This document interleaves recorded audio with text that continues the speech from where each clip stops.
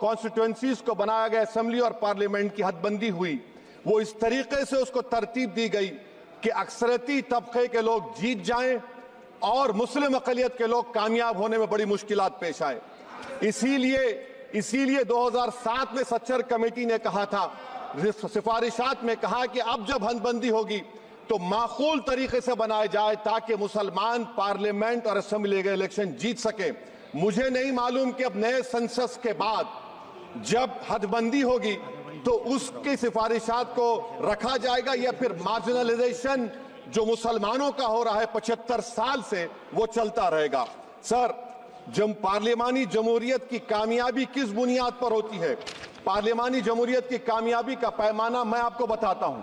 Article 25, article 26, article 29, article 30, article 14, article 21, ये 4 बुनियादी rights है आइन में, जिसको हम सामने रखकर मैं आपको बताऊंगा कि क्या वाकई में उन कमजोर तबकात से इंसाफ हुआ।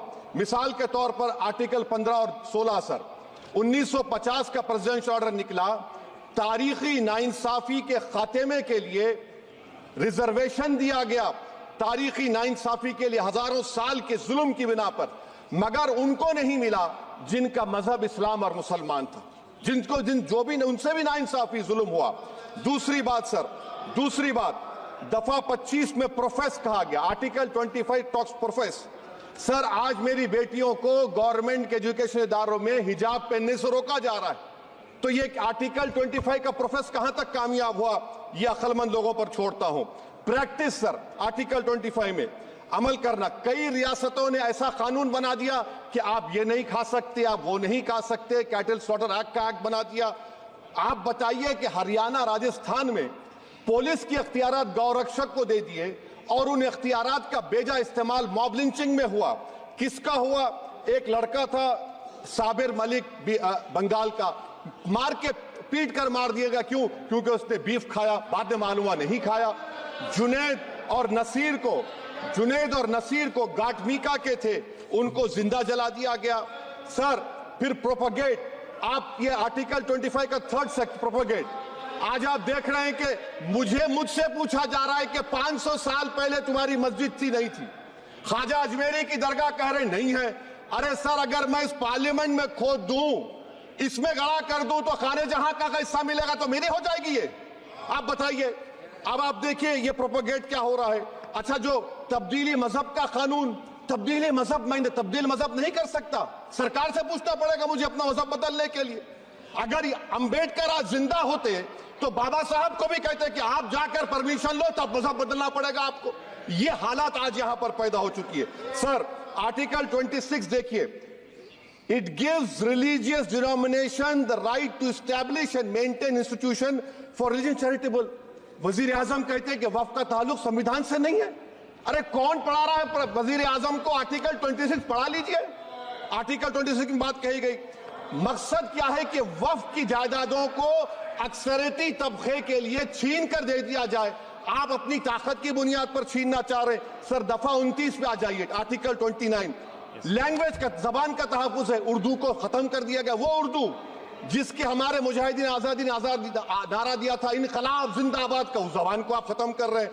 कल्चर, आप कल्चर की बात इनसे पूछ लीजिए, वो बोलेंगे नहीं, हमारा जो कल्चरल नेशनलिज्म है वो कल्चरल नेशनलिज्म नहीं है बीजेपी का, वो कल्चरल नेशनलिज्म आलाजाद का, हिंदुत्व का नेशनलिज्म है, जो भारत के इंडियन नेशनलिज्म से बिल्कुल मुख्तलिफ है।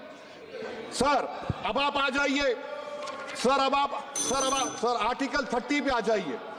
सर, आर्टिकल 30 पे आ जाइए। सर, आर्टिकल 30 में माइनॉरिटीज को राइट दिया गया।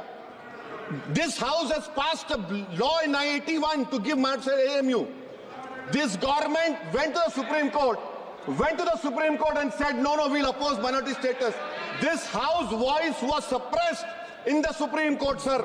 That is why I say that the executive has argued contrary to the parliament. Sir, right to life तो उस वक्त भी था। मैं आपको मिसाल दे रहा हूं। सर, दिसंबर 63 में, 63 में कश्मीर में रसूलुल्लाह सल्लल्लाहु अलैहि वसल्लम के मुंह मुबारक की चोरी हुई तो पूरे देश में, sir, only 2 minutes, sir, only 2. Please wind up. Only 2 minutes, sir.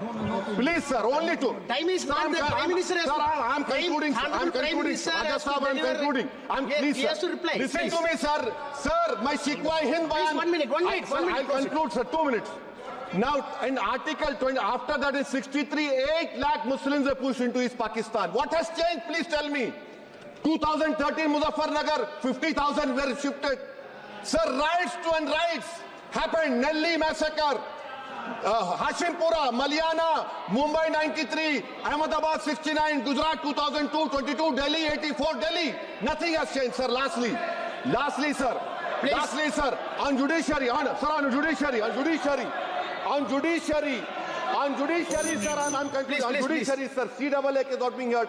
2 sitting chief ministers get bail, but Stan Swamy died in the prison, sir. That is why I say the institution functioning of Obviously, judiciary please is not conclude. accountability. And lastly, sir, just now Ravi Shankar Prasad had quoted a book. In that book, there's a Tipu Sultan also. Okay. That is sir, I'm concluding by reciting a share. On this I conclude, sir. Nisar में तेरी गलियों के वतन के जहां चली है रस्म के कोई ना सर उठा के चले, जो कोई चाहने वाला तवाफ को निकले, नजर चुरा के चले, सर हम जिस्म व जान बचा के चले, बहुत है जुल्म दस्ते बहाना श्री जू के सऊदी लिए। सर हम जो चंद अहले जुनू तेरे नाम लेवा है, इख्तिदार की कुर्सियों पर बैठने वाले जो लोग थे और है वो इंटेलेक्चुअली डिसऑनेस्ट है। संविधान सच्चा है। जय भीम, आइन जिंदाबाद।